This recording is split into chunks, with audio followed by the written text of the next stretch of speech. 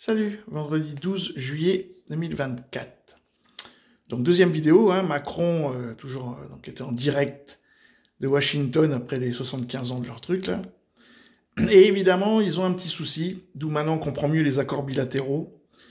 C'est qu'en fait, Orban, lui, le Hongrois là, ça l'intéresse pas énormément cette guerre. Hein. D'ailleurs, comme les Serbes. Donc du coup, là, ce qu'il a fait, c'est-à-dire son déplacement en Russie et en Chine, pendant qu'il est le président de l'Europe, pendant les 6 mois là, c'est pas anodin, c'est ce qu'il fait. Donc du coup, il y a un souci là pour les, le journaliste va le souligner, pour les Occidentaux, c'est qu'en fait, maintenant qu'Orban est président de l'Europe, il doit savoir des choses que, bon, voilà, nous on sait pas. Et en plus, comme il est dans l'OTAN, il va savoir tous les plans, où vont aller les avions, le nombre de missiles, le nom des missiles. Et s'il a basculé, bah, du coup, les Russes, ils sont au courant aussi, quoi. Donc ça, c'est d'où les accords bilatéraux. Et puis pareil avec les Chinois. Il y a un axe qui est en train de se faire, là.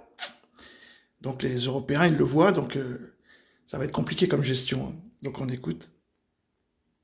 Quand vous voyez Viktor Orban en Chine, en Russie, avec Trump, est-ce que vous ne craignez pas qu'au bout d'un moment, ça puisse compromettre la sécurité des Européens? Est-ce que vous en avez parlé avec vos alliés? Est-ce que vous en avez parlé avec Viktor Orban lui-même? Merci. Oui, j'en ai parlé avec Viktor Orban, avec qui j'ai des discussions régulières. Je pense qu'il est tout à fait légitime, et je suis attaché à la souveraineté des États et l'indépendance de leur diplomatie, qu'un chef de gouvernement puisse se rendre dans un État qu'il choisit. Donc c'est un choix. Simplement, il ne doit y avoir aucune ambiguïté. Il ne l'a pas fait en tant que président ce semestre avec des responsabilités européennes. Et donc c'est en tant que Premier ministre hongrois qu'il a pu se rendre dans ces pays. C'est très utile, c'est son choix. Il l'a fait souverainement. Mais en faisant ces visites, il ne nous a en rien engagés parce qu'il ne nous a en rien informés au préalable et n'a reçu aucun mandat. C'est tout. Et donc ça engage toute la Hongrie, ce qui est déjà important et tout à fait respectable, mais pas davantage que la Hongrie. Pour le reste, l'Europe est unie, elle est claire, l'OTAN aussi, et je le dis avec beaucoup de respect pour un collègue et beaucoup de respect pour la Hongrie. Un vide.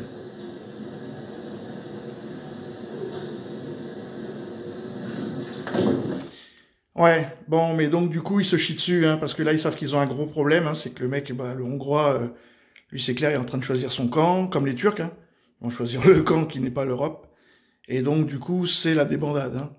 Ça va être le sauve qui peut, hein, parce que les Américains, eux, c'est pas leur problème, hein, ils sont chez eux, et puis bah nous, on n'est plus unis, donc ça va être compliqué, hein, ça se voit, hein, il est pas bien, il est pas à l'aise, là, ce qu'il a fait Orban, il n'y a pas aucun président européen ou roi ou je sais pas quoi, qui a été en Russie depuis 2022.